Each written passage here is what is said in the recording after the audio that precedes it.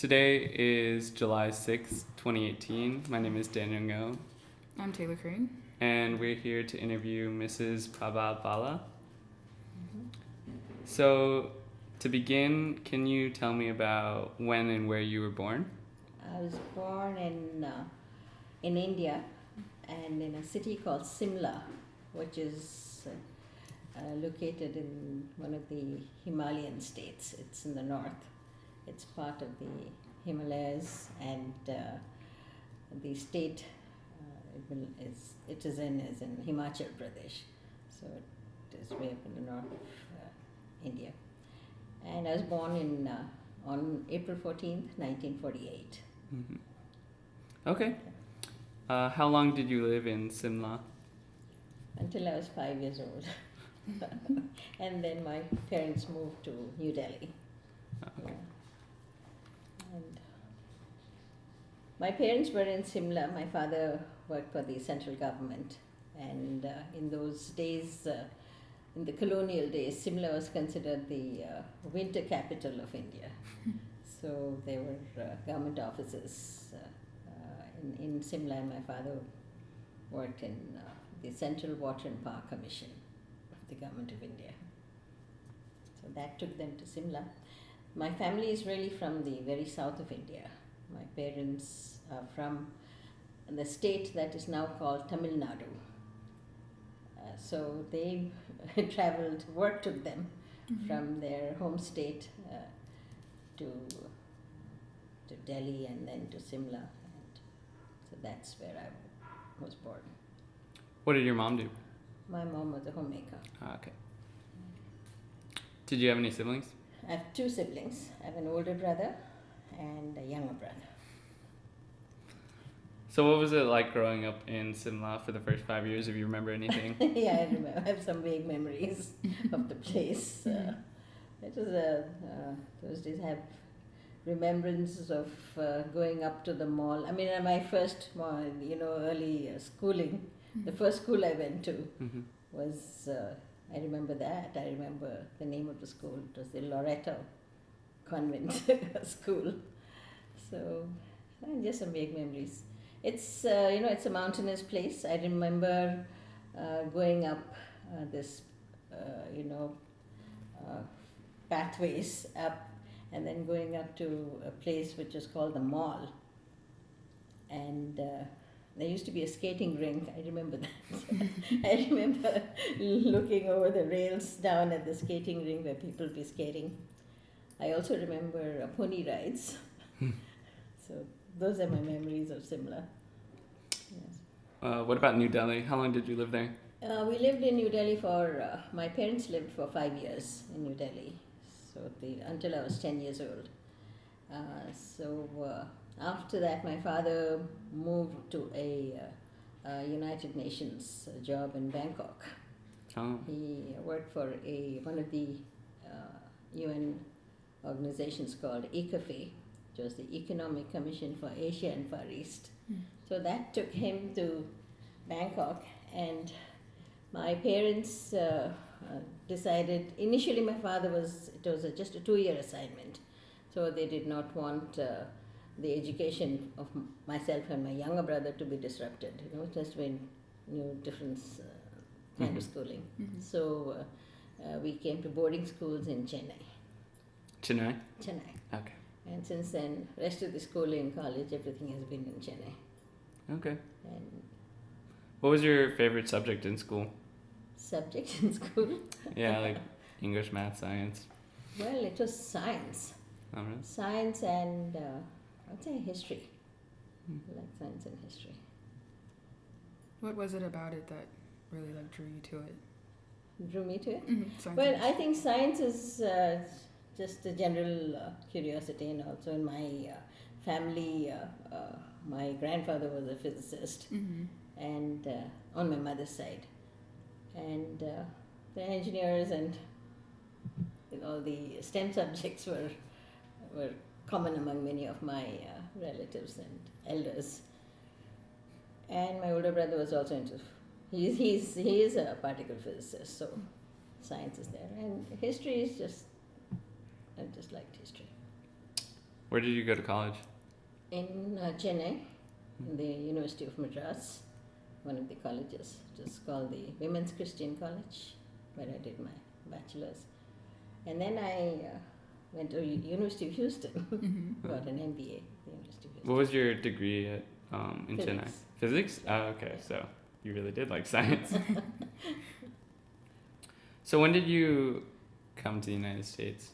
In 1971, when I got married, my husband and I got married in Chennai in March of 1971, and I followed him here to Houston, and Houston has been home since 71. I came here in May of 1971. Why did you decide Houston? Oh, it was not a decision of mine. I just followed him and his job. So his Followed job brought him his to job. Houston. He brought him, yeah. He came to India between his transfer. Really, he was worked for Shell Oil Company. He was recruited to Shell Oil Company in California. He came in to the U.S. as a student at Berkeley, and after he graduated, he started work with Shell Oil Company in Emeryville, in California, and they moved the Emeryville labs to Houston area. So he moved to Houston, and soon after he moved, he came back to India. Then we got married, and I just followed him. Okay. It was not a bad thing, though. I mean, when I landed on May 3rd in Houston, 1971, the first thought that occurred to me was, as I got off the plane, I said, gosh, 12,000 miles I traveled, and it is the same heat and humidity. The only thing that was different from Chennai and Houston was that when I got off the flight and then he was driving me home, was the very quiet road. There's hardly any traffic, no noise of the hustle and bustle of life that one encounters if you were in any part of India.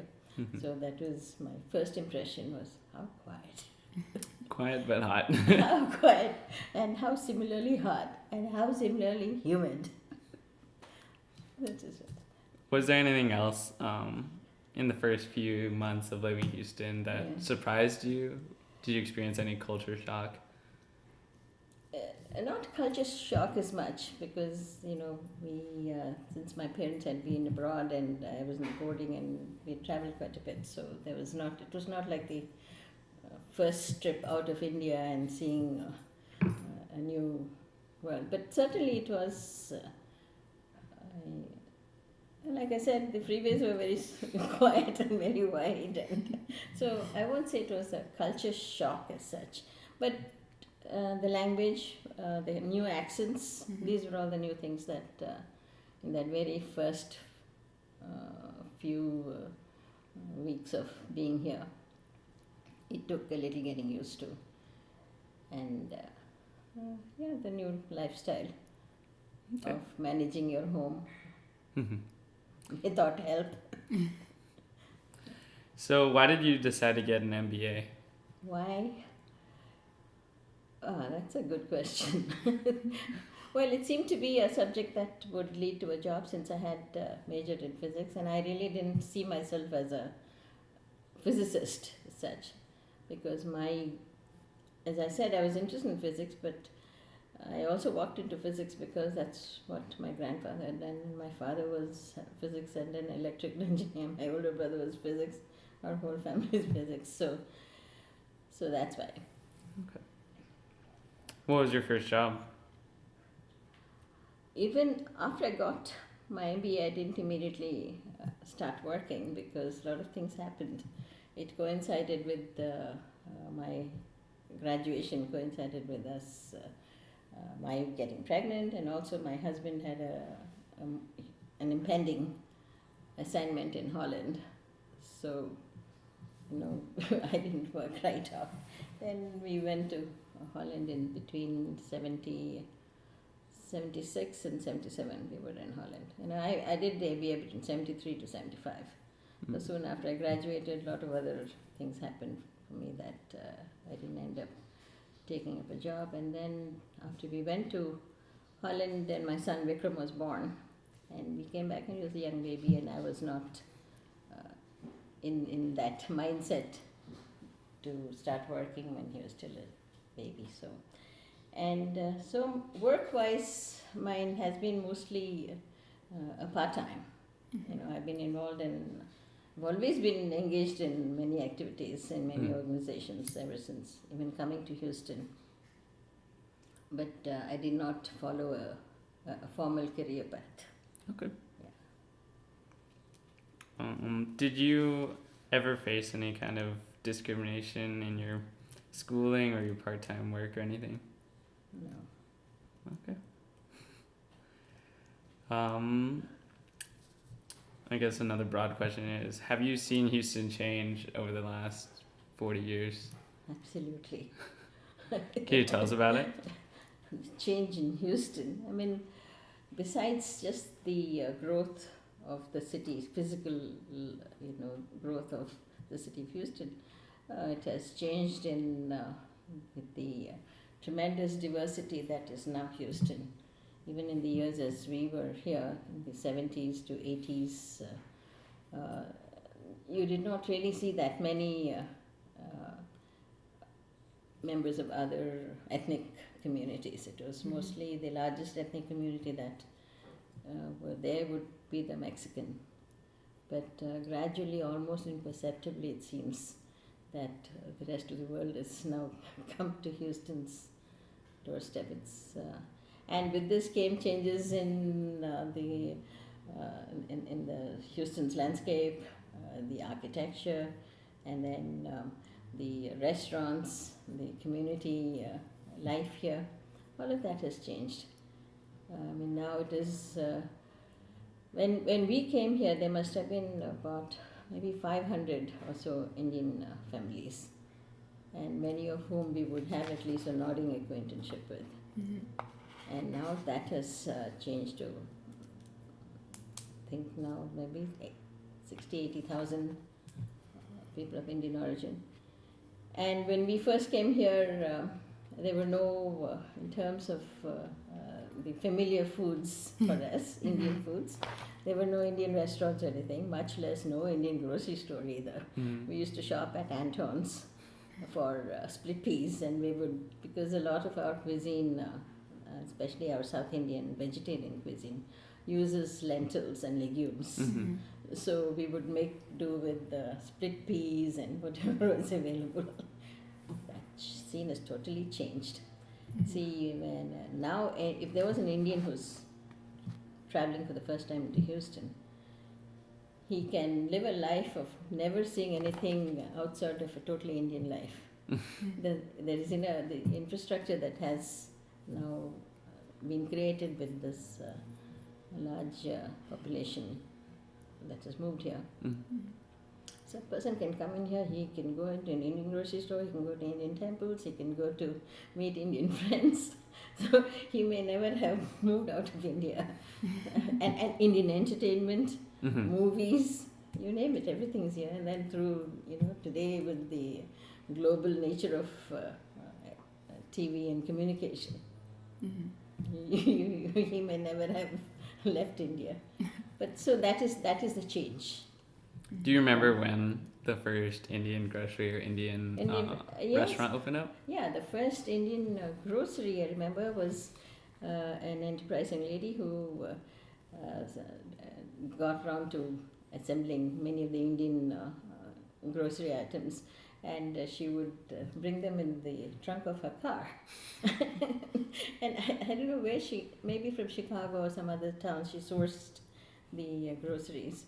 And she would come, and then there would be a weekly time, and she'll announce if she'd come into a neighborhood, I'm here. So we would go to her to buy. It was called J Stores. I mean, this lady later, she opened a store. She called it the J Store. That was the first Indian grocery store that I can remember. And we used to pick up things from her. And now there is a whole, Little India out on Hillcraft.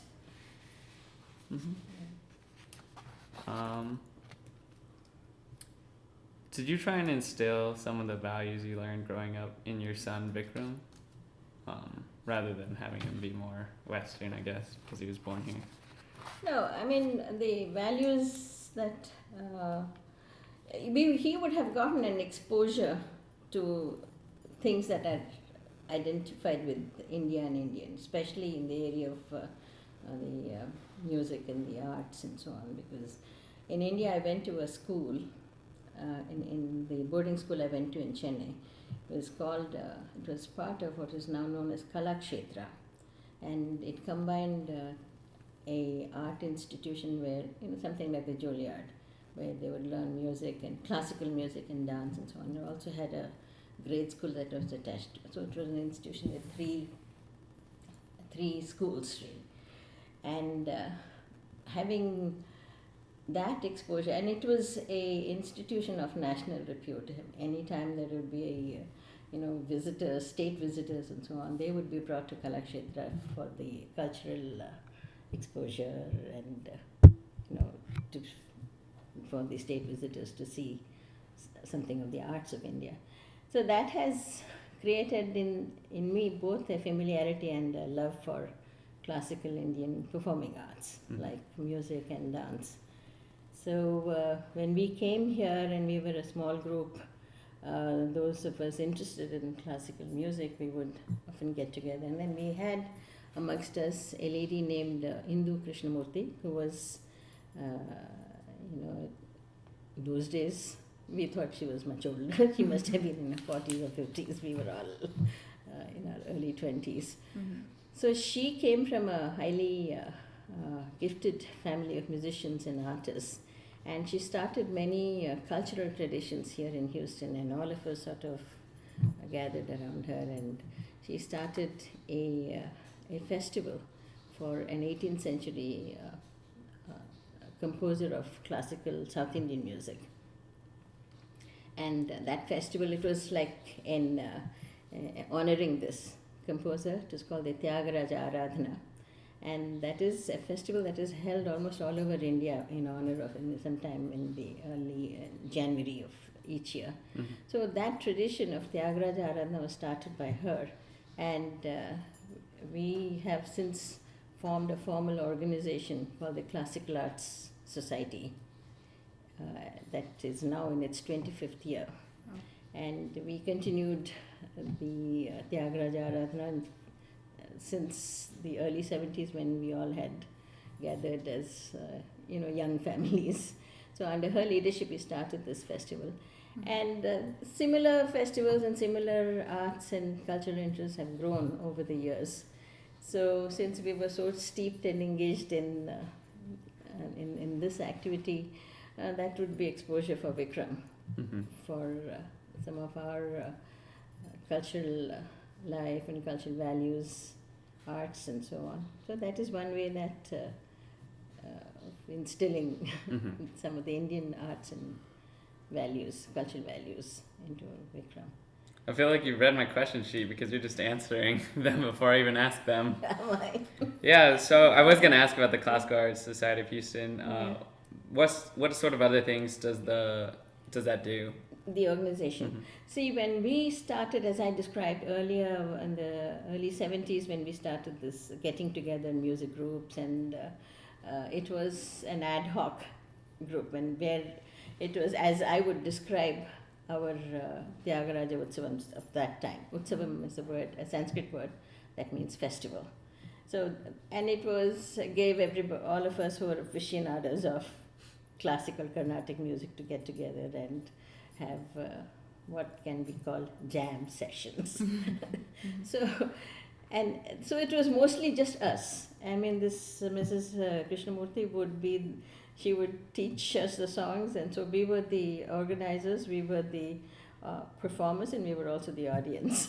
So that went on in the early years. And then later, closer to 80s, many Indian professional artists started to come on professional concert tours to the US. So when we presented them, we needed to present them in a formal, through a formal organization, a non-profit organization, so that we could manage all the organizational end and the finances and so on. So that is how the Classical Art Society was formed, and then the founders of the Classical Art Society was Mrs. Indu Krishnamurthy and one Mrs. Nalini Mukhopadhyay. Both of them a bit senior to me, and then the three of us started the organization.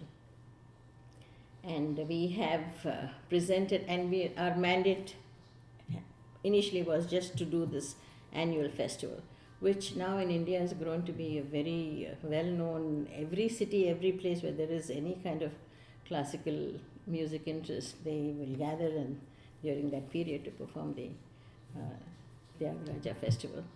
The biggest of its kind nowadays takes place in Cleveland. Oh, really? Yes, where they do it on a, it's a week-long event where practically every artist of both, every artist of repute, whether it's a beginning artist who is just on a career path or senior artist, they all gather in Cleveland and they give performances and so on. So what we have been doing is mainly the Tyagaraja festival, and we also, that has grown to a spring festival and a fall festival. Oh, wow. So, and then we also present visiting artists through the year as they come. Okay. Yeah. Could you tell me about the Indo-American Charity Foundation? Okay, the Indo-American Charity Foundation is the first Indian-American foundation where where we sought to, it was founded so that we new immigrants that had become citizens and we have adopted Houston and America as our home, give us a chance to give back, where we have settled down here and if we have prospered here. Mm-hmm. So the Indo-American Charity Foundation, the basic, the idea is to provide an organization through which we could do an organized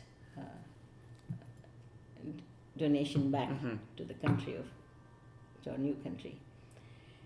And it's actually this giving activity is twofold. While most people do give on their own, it seemed it will be good for this new immigrant community to do so in an organized way where we collect the funds through the community. Also, it is to teach the community to give. Mm-hmm. Giving is also something that can be learned, and by doing this, we encourage the community to give, and the receiving organization can see us as an identified group that is participating in this charity work. So the objectives were twofold. It had its beginnings with a doctor who was very moved by a patient's experience. Apparently it was an old lady who had been his patient and he had prescribed certain foods for her. And in a follow-up visit, he asked her, have you been eating all of these things and all that? So she was very hesitant, and then she said, well, doctor, the food that you had prescribed for me, I really couldn't buy that, but she bought dog food which had the same amount of protein that he had recommended for her to include in her diet. So when he heard that, he felt very moved. He said, look, we have people who are in need of help in this country, and now that many of us have made this country our home, we should also think of paying back into the society. So that was the story. It's a narrative for the start of the Indo-American Charity Foundation. And I was invited to join the board of Indo-American Charity Foundation, and I also ended up being the president of the India. Mm-hmm. And that was in the year 1998. And what the Indo-American Charity Foundation follows a pattern similar to the United Way, where we are merely getting the donations and then we give it out to many of the organizations in the Houston area. The first recipient of the IACF donation was the food bank, and now there are so many. In my year, we donated. We donated seed money for a Indian doctors charity club that started. So now that is also continuing now. So, Okay. any other questions about the Indo-American? Just kind the of what monies respon- that are being raised have grown over the years. Mm-hmm. In the first year, I think they raised $10,000, and now the annual fundraising is in the $300,000-400,000. In my year, I think we raised $350,000 for the Houston area charities. What kind of responsibilities did you have as president? Responsibility was, of course, to do the running of the organization, organizing the monthly board meetings, and then look for new board members. I mean, these are all some of the responsibilities, and then planning the annual gala. The annual gala was the big event, and also when the charities, when they are raised, we would go to the institutions where we're donating the money to. So we've gone to those locations, studied them. Okay. Are there any other? And encourage a lot of others to come and donate. That is the big job. Of course. And that's not easy at all. Yeah, so are there any other specific organizations you'd like to talk about that you've been involved in or were particularly important to you? Well, many organizations that I've been involved in, I have to thank my very good friend Ann Chow, whose both our sons went to the same school. They were in the same class at St. John's. So that is how I came to meet Ann Chow, and we've been friends over the years. And so Ann did introduce me to the Houston Ballet, where I was on the advisory board for a few years. And at that time, I have introduced some of the visiting Indian performing artists to the Houston Ballet, and they organized some master classes, and so that was an exposure for the ballet students in a ballet academy to formal Indian dance. Then through Anne, I think I also got introduced to Teach for America. That was a great experience. I was on the board of Teach for America, and the cause of that Teach for America stands for is very very attractive. It is very practical, and it is something that also has a long-term reach. Because it gives the opportunity for the inner school. You know about Teach for America as an organization. So I really liked what it stood for, because it gives these bright youngsters coming out of graduate schools to a life that is totally maybe unfamiliar to them in the inner city school life of the children, and they bring their enthusiasm, and so that is an immediate benefit for society, that these children get the teaching experience from these bright youngsters who are not too distant in age from them.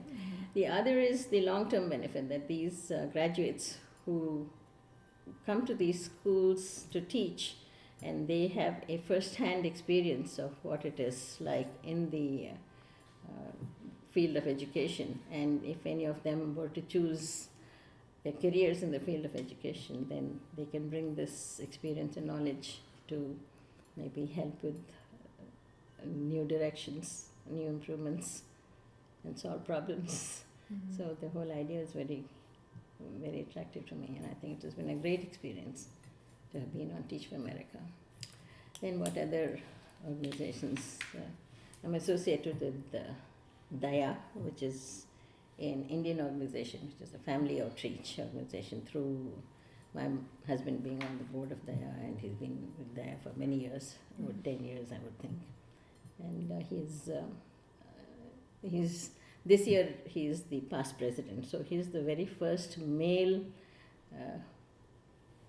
president of an organization that you typically see as being manned by women leaders. So that's Daya is another organization that keeps us quite busy. And the temple in Houston, the Meenakshi temple, which is the third Hindu temple in the United States, third Hindu temple that is built, following the Indian temple architecture. Typical South Indian temple, it has with the same form that you would see temples in India. So this was also started in the early 70s, when we were all starting life, and so we had a lot of involvement in the very beginnings, or to say right from the beginning. We're still connected with the temple. So that is another organization that we relate to. Actually, there are many organizations. If I walked you through our study there, then you'll see labels on many organizations. Can you tell me about your involvement with the Houston Museum of Fine Arts? Oh yes, that's been the best, and it's been quite a long, very, very enjoyable for me. Again, I must thank Anne for introducing me to the curator, Asian Arts Department's curator, and I joined the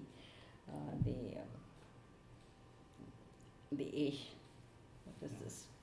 Going through us into the committee, Asian Arts Subcommittee, the Houston Museum, and there when I joined the subcommittee, all of the museum's Asian art objects were just located in one area, one room.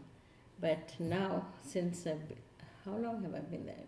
Maybe nearly 20 years at least. 2000 and around 2000, year 2000 is when I joined.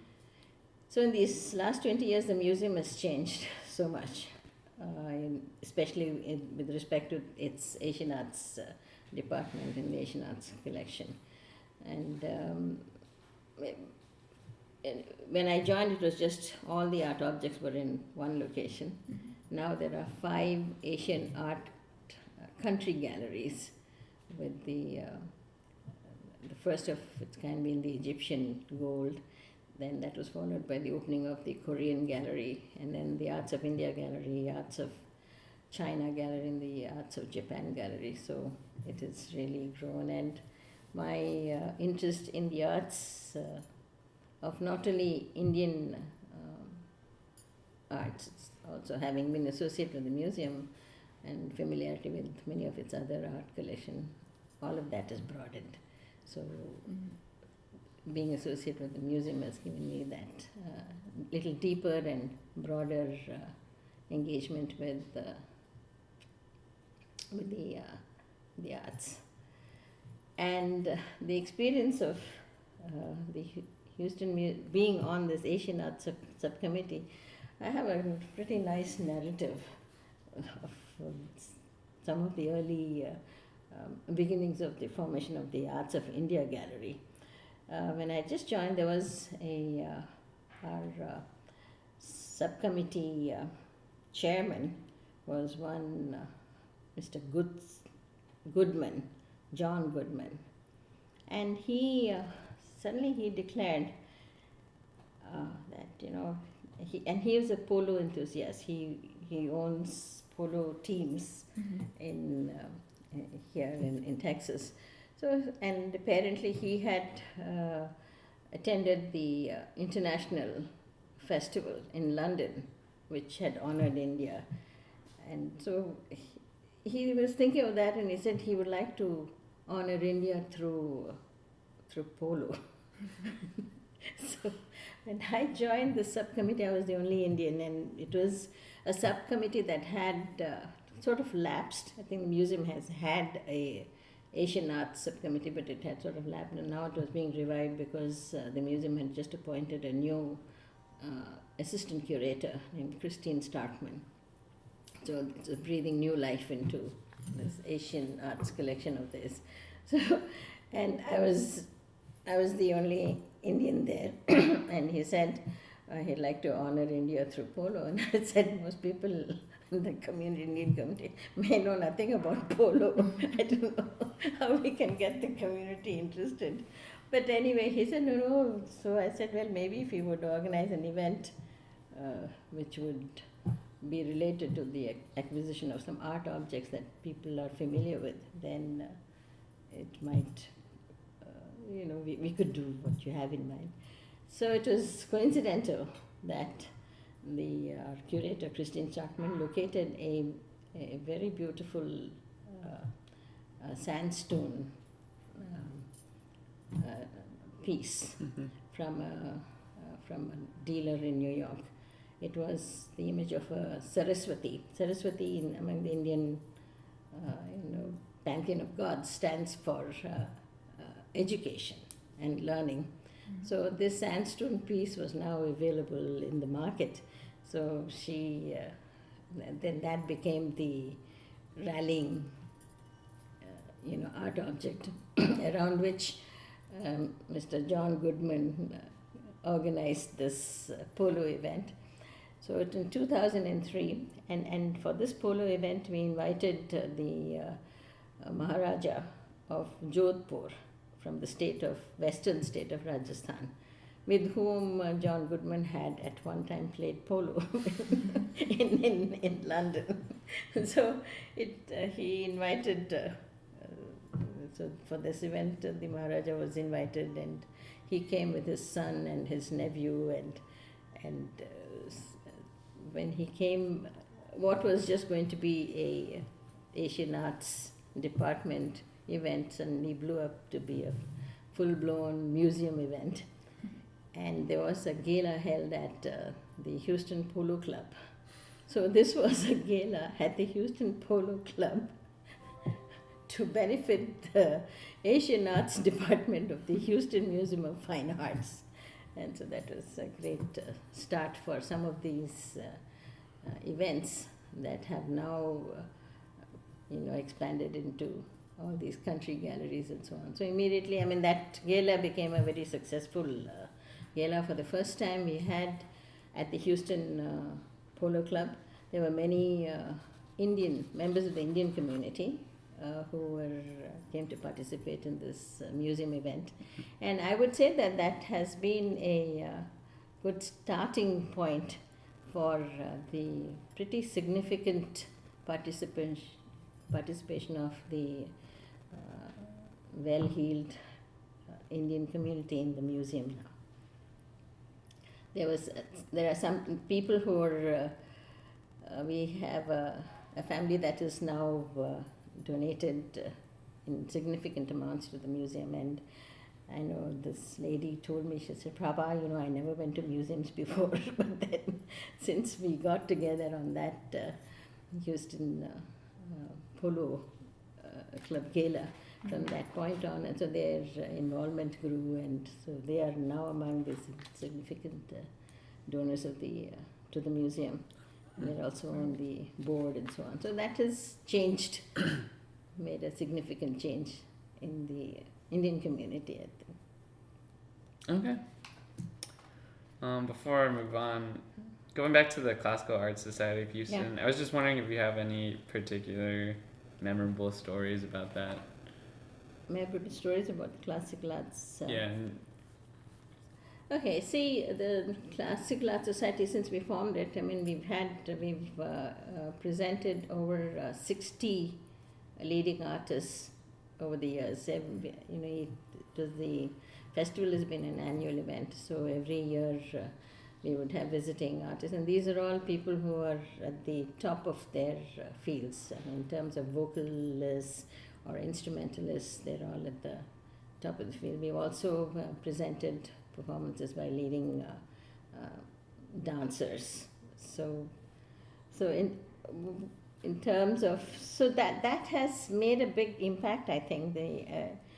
That festival not only presented professional artists, but every year we also, it's an all-day event now held at the Meenakshi temple, where we have kids who are learning from various teachers, who are learning music from various teachers, who will bring their kids and then give them a chance to sit on stage and present one of the compositions of Tyagaraja as an homage to this. And it has now come to be looked upon as an event that most kids want to participate in. They want to be, and it goes into many of their resumes. So I would like to think that the classical arts work in presenting the festival has had a deeper reach into our community, where kids have been encouraged not only to learn, and then when they see their friends on stage, it has given them the desire also to continue to learn and present their talent on stage. So I think that has been one significant contribution of classical arts to the community. And besides that, organizations such as ours has encouraged schools also to prepare their students. And I think today we can say there are at least 5 or 6 kids who are of concert caliber in their performance. So that is another thing that classical arts can feel good about. Okay.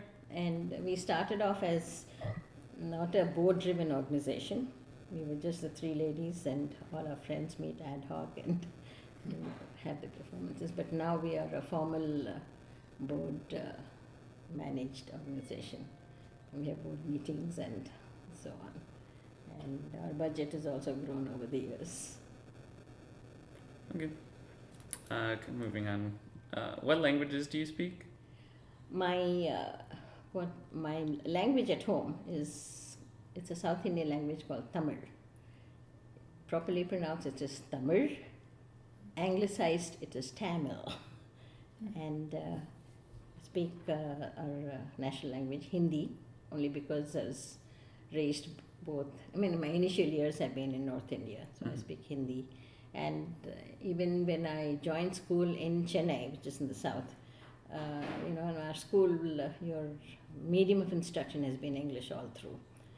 But we had to pick one of our native languages as a second language. So my second language was Hindi rather than Tamil, because of my early exposure to Hindi in my early years. So I speak Hindi, I speak Tamil, I speak English, and a smattering of Thai, if I may say so, since my parents were in Thailand for nearly 12 years, and we used to go there for our vacations. So some Thai. And we understand another sister language called Malayalam, which is spoken in the state adjacent to Tamil Nadu where we live. So there's a little similarity. So I like to think a little Malayalam as well. Okay. Did you try and teach any of those languages to your son? Well, our attempt to teach our son our language, Tamil, lasted only the first 3 years of his life. And once we spoke to him in Tamil, he used to speak back in Tamil to us. But after he started school, his ability and interest to speak Tamil fell off. So he fully understands when we speak the language, but he doesn't himself speak it very much. If we went on vacations back to India, he will say a word or two, a sentence or two, but he has not, unfortunately, has not learned Tamil. Okay. How often have you been back to India? Okay, been quite often. All through, we would, through my son's school years, we would go every 2 years or every other year. My parents have also visited here. So we've kept connected. And recently, the last, I would say, 15, 20 years, I go every year.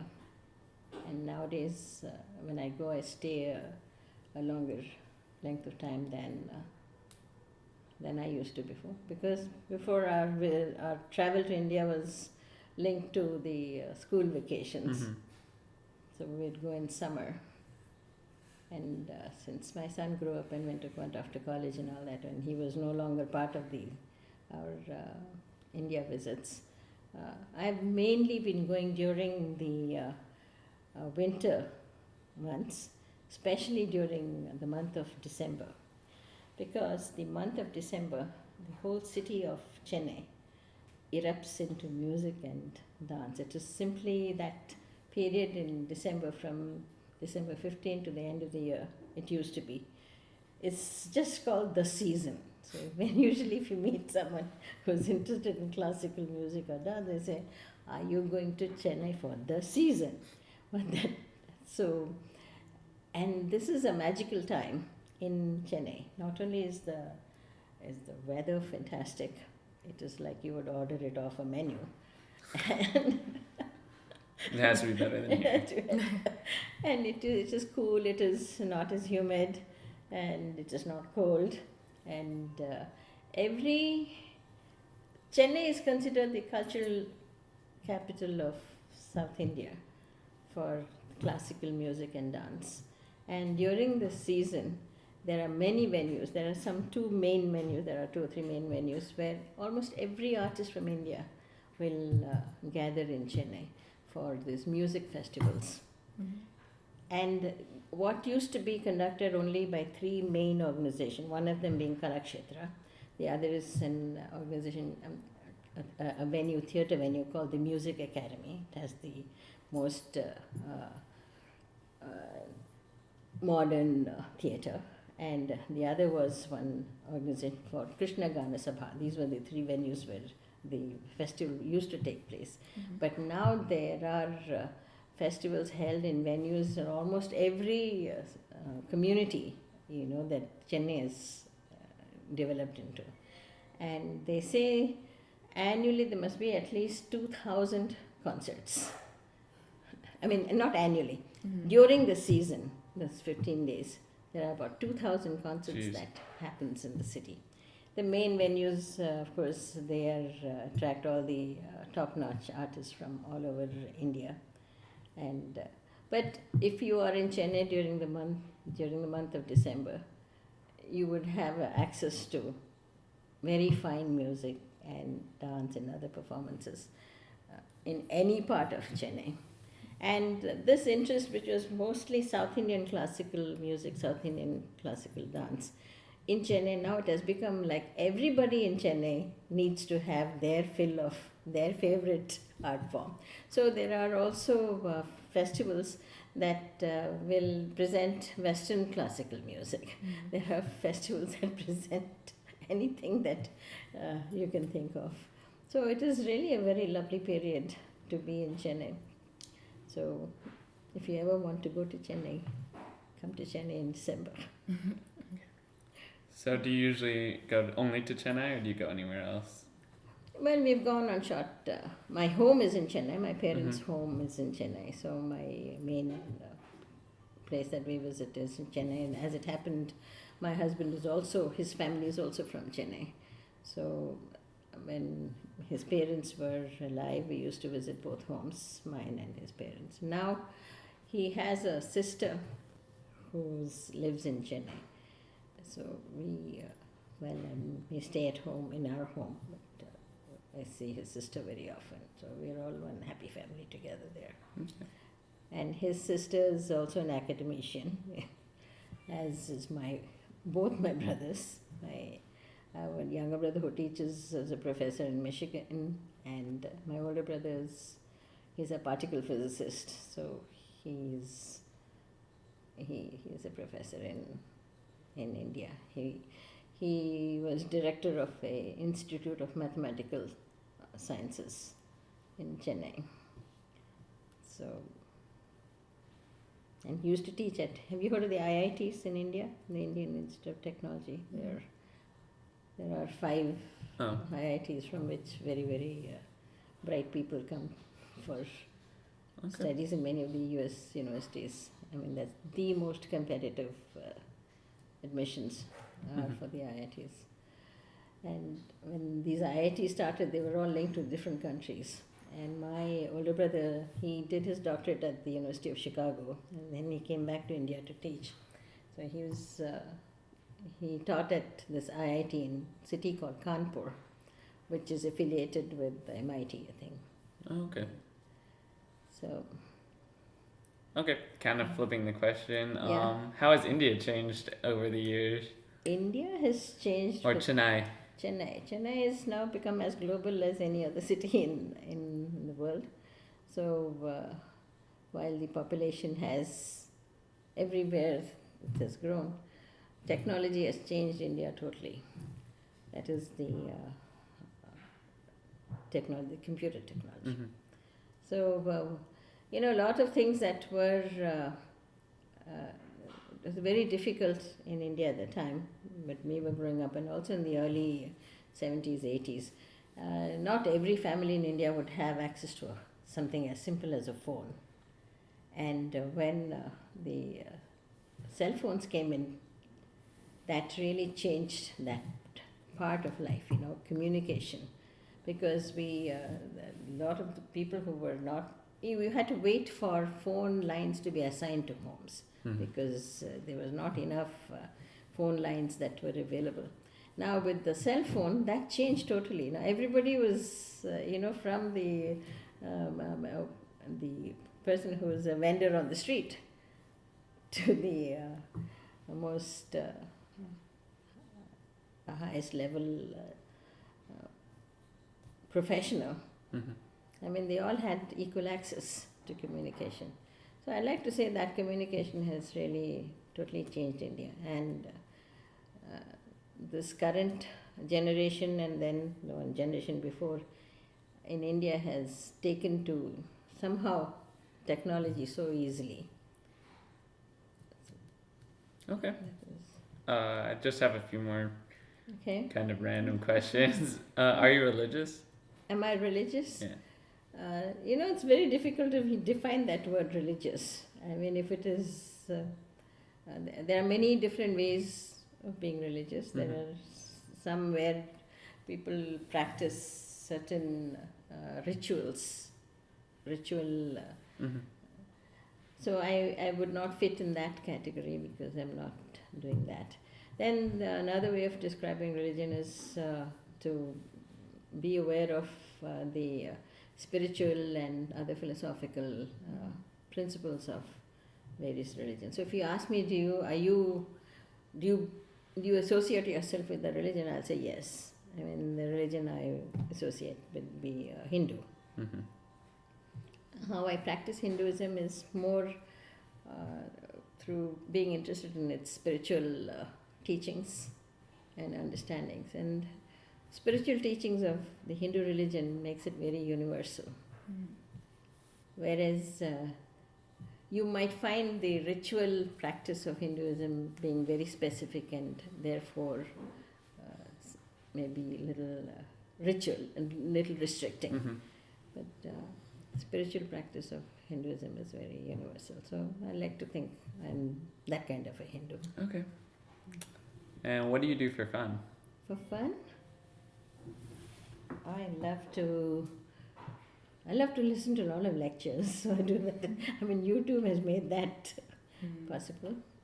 I love to play the word games on the mobile phone, Words with Friends, which is now becoming an addiction for me. Then I like that game. Yeah, you do? Yeah. Then I think we should play. You should invite me. Then we are engaged in a lot of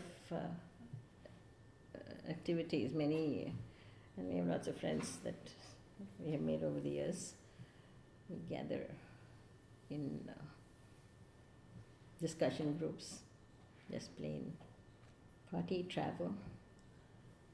What else should I do you want me to say? Oh, that's fine. I'm not such a movie buff, though.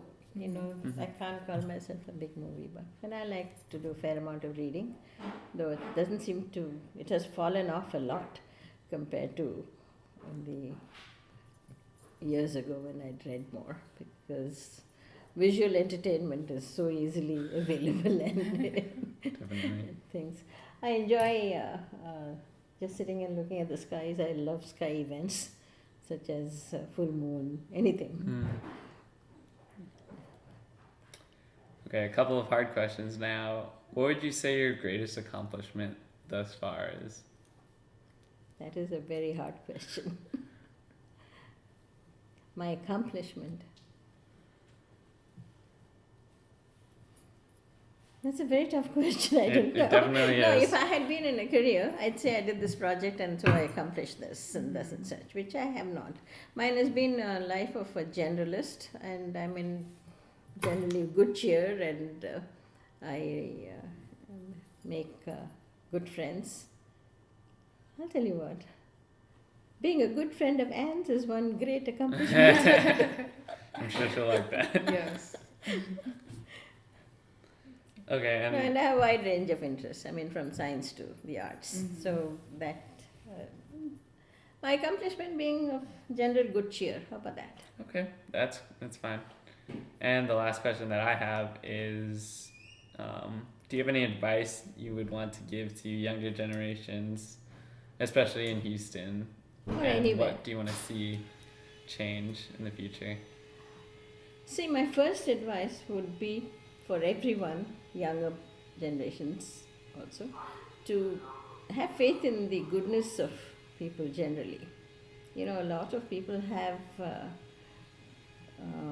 unpleasant events take place because you don't trust that the other person's intentions are good. Generally, I think if we would keep that attitude that people generally are good and they mean well, I think it takes away the edge of many other unpleasant encounters in life. That is one thing I would give, and that is one advice.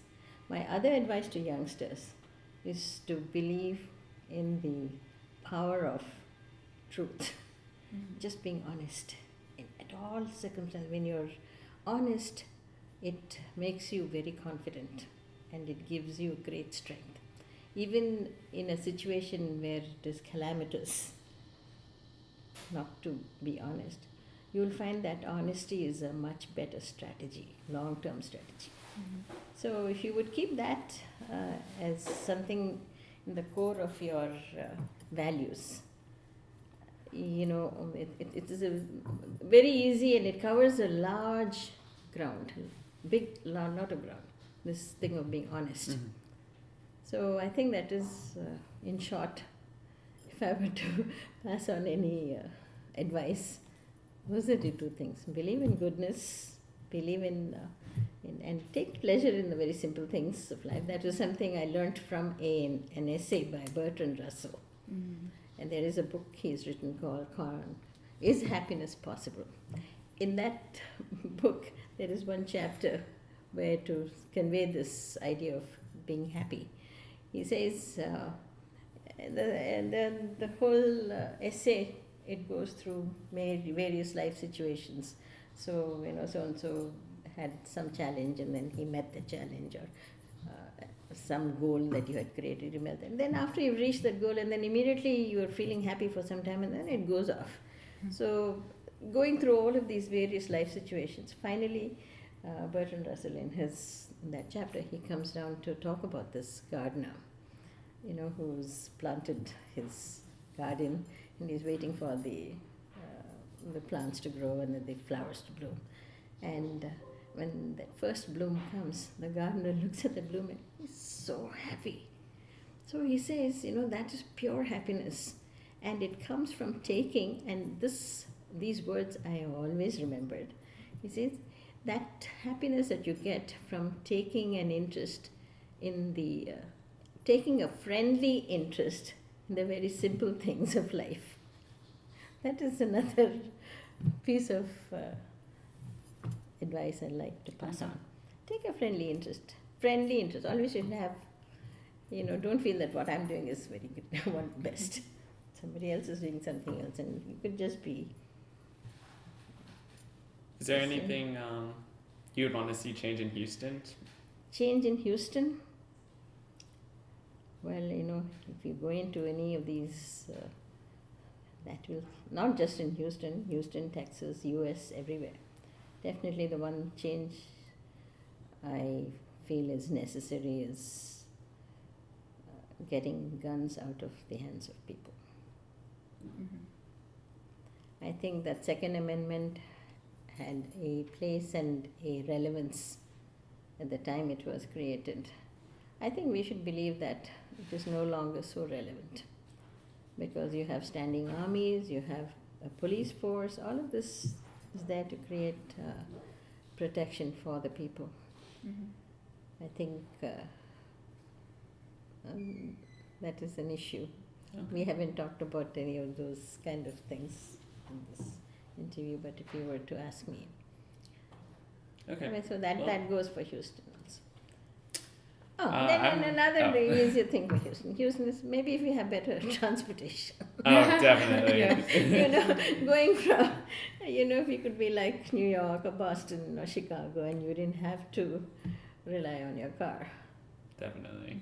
That Houston's connectivity through mass transit of that kind. Okay, well, I am out of questions, so if Taylor has any. It's for me. It's like more like general life advice. So, Mhm. what is like a lesson you've learned that's really like helped you throughout your life, or has really like impacted you? Lesson I have learned. Or an experience. I can't think of a single. I can't think of a single lesson as such. I think overall, I must say that my life has been quite smooth. I've not had to, I had fairly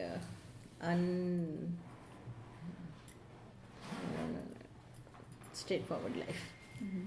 Not had any bitter experiences or any tragic events that have, impacted my life. It has generally been friendly and good. Life experience, if you can avoid being.